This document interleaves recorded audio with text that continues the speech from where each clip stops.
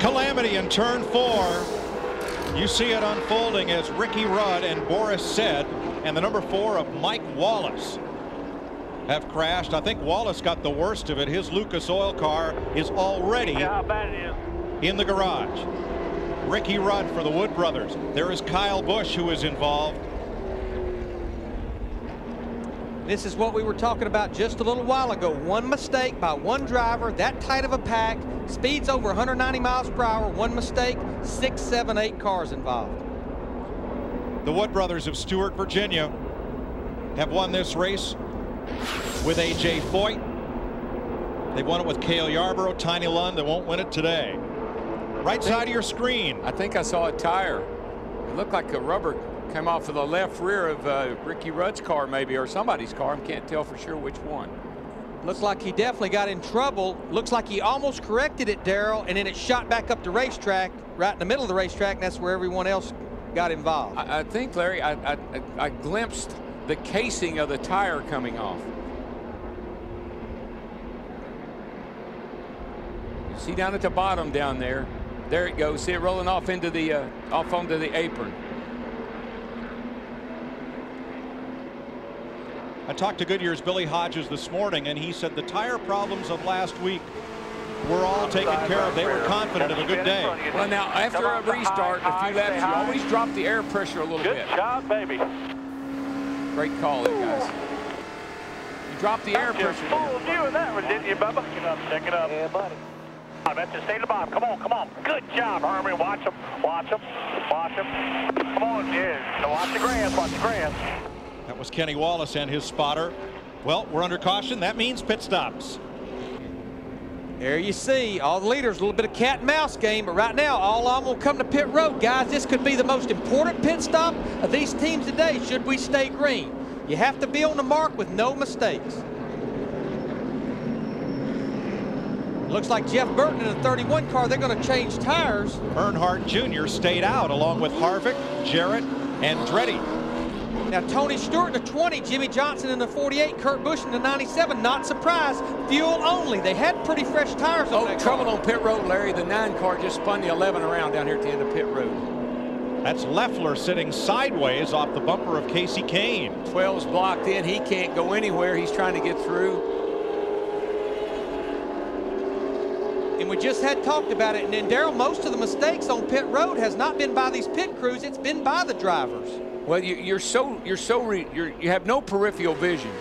You're tethered with your Hans device. You can't really turn your head one way or another. You're dependent totally on the spotter and the crew chief. Leffler gets going, but Casey Kane has backed up into his pit.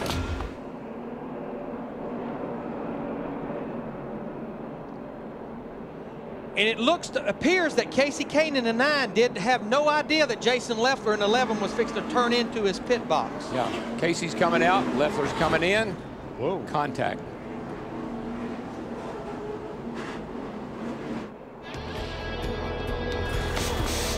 .38 laps to go. Next time by, two-time Daytona 500 winner Michael Waltrip is out of it. Man, the Napa Auto Parts, Domino's Pizza, Best Western Oreo Cookie, Bass Pro Shops, you know all that part. I know all that stuff. Yeah. Oh, I'm trying to mask the pain, but I can't. I mean, I'm just upset, but understanding. You know, I know we put a lot into this effort, and a lot of parts spinning around. Every now and then they break. What part broke? Any idea in the motor?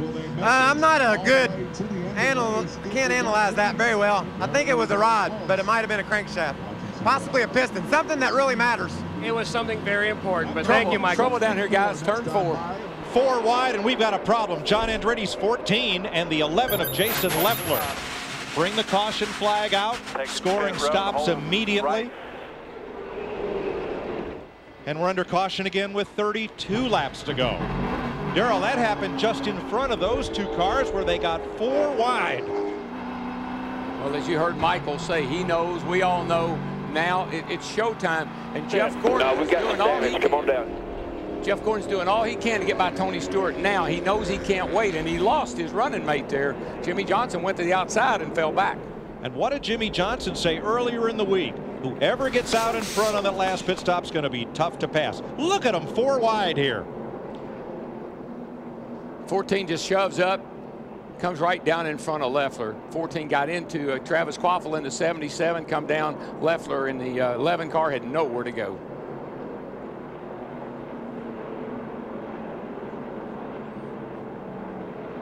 Let's see it from our Quaker State aerial coverage. You see the 14, he just wobbled a little bit. He got a little push loose, got into Travis Quaffle.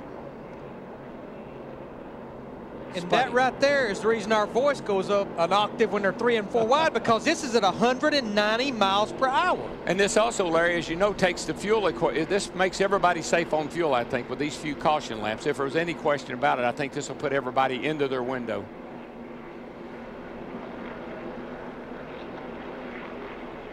Leffler's car is probably done for the day. Let's ride with him here. That was a hard hit. Right in the door. They turn one right dead in front of him. Jason, just pull her to the bottom, pull her to the bottom. All clear all around. Take it to pit road. Still 3. That's the worst. As a driver, We just got to get, guys. Come on, John. It's the worst sound you can hear is that. But Darrell, you're right. Before that last restart with 35 to go, the crew chief, the owner, the spotter looked at the driver, talked to the driver, and said, "Okay, boys, we have 35 laps to go. It's time to go. All your bets, all your deals, all your friends, don't trust anyone."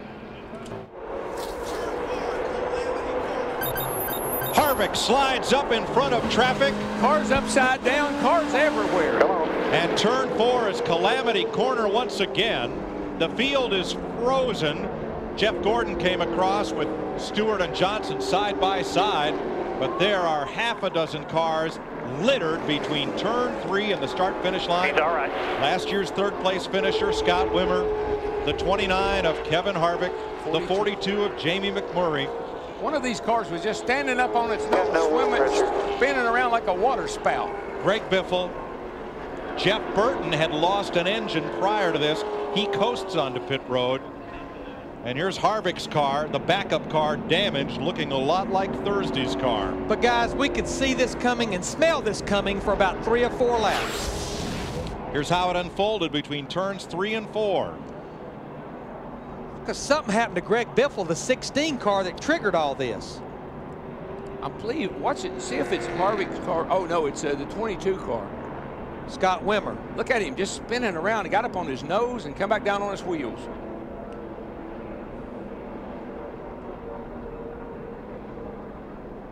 Boy, that old 4 turn, she's mean, boys. Watch the 22 of Scott Wimmer, the yellow car, take a wild ride here. What started it, Greg Biffle came down in the 10, or the 10 went up to Greg Biffle. They got together anyhow. The luckiest man there was Rusty Wallace. Got a little tap but kept on going. Now watch Wimmer. Over once, twice, 3 on his nose, 4, wham.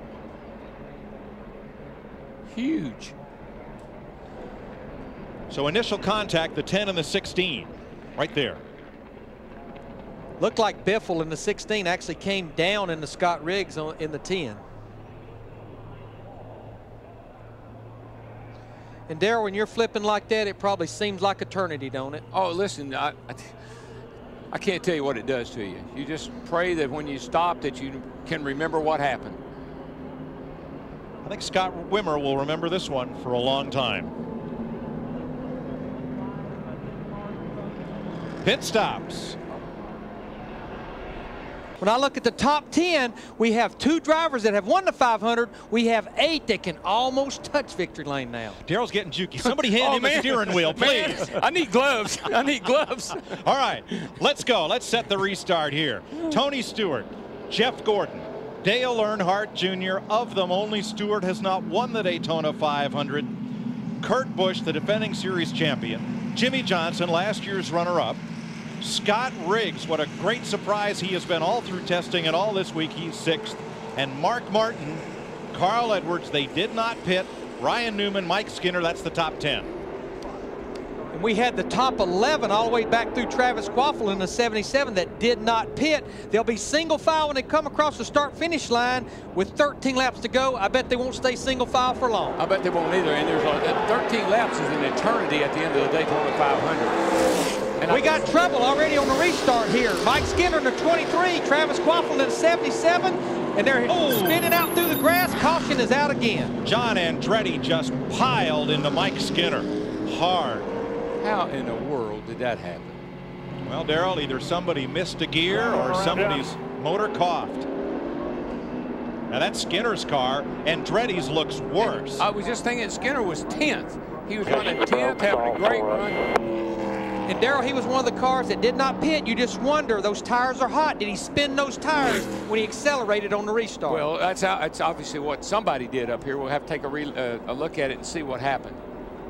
After Skinner got turned sideways, this car of John Andretti's just pile drove into Skinner's, and now it rolls to a stop, and rescue crews will go to his aid. Talk to Mike Skinner, who hands his helmet out of his car. What a shame. Takes out the earplugs. Let's see what happened here, climb Mike. out.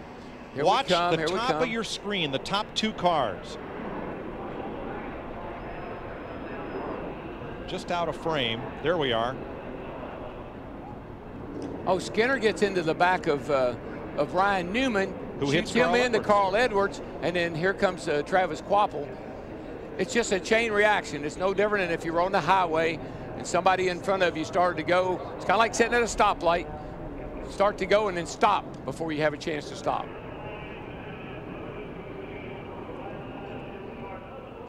It almost looks like it started up there at about Kurt Busch, the 97, or Jimmy Johnson in the 48. They just started getting into each other. Even Dale Jr.'s lagging back. There's a huge gap between Dale Jr. and Jeff Gordon.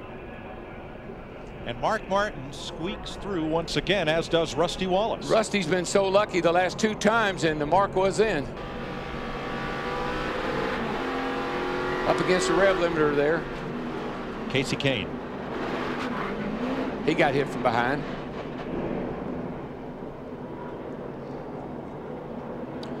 Let's watch from Dale Jarrett. Clear by 3 on Sterling. Clear by the gun spinner. Stay low, stay low, stay low, stay low. He got the 9. Clear, all clear. Everything. It starts way up just behind Dale Jr. right there, and just everything accordions to the back where you just don't have any more room. When you're back in the pack, you really can't see around the car in front of you. You're just anticipating what the start's going to be, and then the spotter says go, and if you happen to go and the guy in front of you doesn't, this is what happens. The later in the race, the more you try to anticipate. You got to have a good restart here. That's all you'll hear from your spotter. From our cable cam. They'll get on you constantly, the crew chief and the spotter will. Now look, you've been lagging back a little on these restarts. Let's get up here. It's the last one. Let's get going. And this is what can happen. And what's a shame, Travis Quaffle in the 77, Mike Skinner in the 23. They've overcome a lot of problems today. Was up there in contention, at least for a good top 10 finish. You see this happen on the roadways. The first car to hit their brakes is never part of the wreck. It's all the fellas following close behind, 3, 4, 5, 7 cars back, that end up with all the damage. Dale Earnhardt Jr. did not lead a lap until lap 195. Hard to believe, but he's going to be out front with 3 to go. I guarantee he's driving out that back window as much as he is in that windshield. He slams the door on Gordon, 24, 3 to go. That's what you do when you're in the lead. You just move around, move around. Look at Kurt Busch in the 97, 3 wide. He's going to make the pass. He gets by Stewart. And here comes Gordon. Mark Martin back at 7th, still part of the chase here. Gordon still thinks he can make that outside car in the wall off the 2. I think it's the 9 car. But he keeps going. Debris all over the place. Yep. Casey Kane bounced off the wall, turn 2. And Jeff Gordon has made a pass. Put the brake. Nope, caution is out. The field freezes. Caution is out. And NASCAR scoring freezes the field at the last scoring loop the cars cross before the instant of yellow. We've seen this before. Remember Talladega.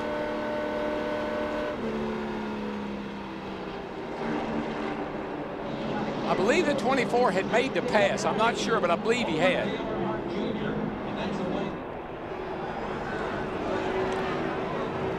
Three laps to go. Caution is out, but the air has not been let out of the balloon.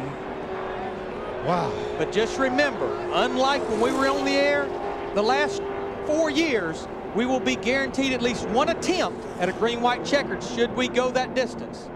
Exactly.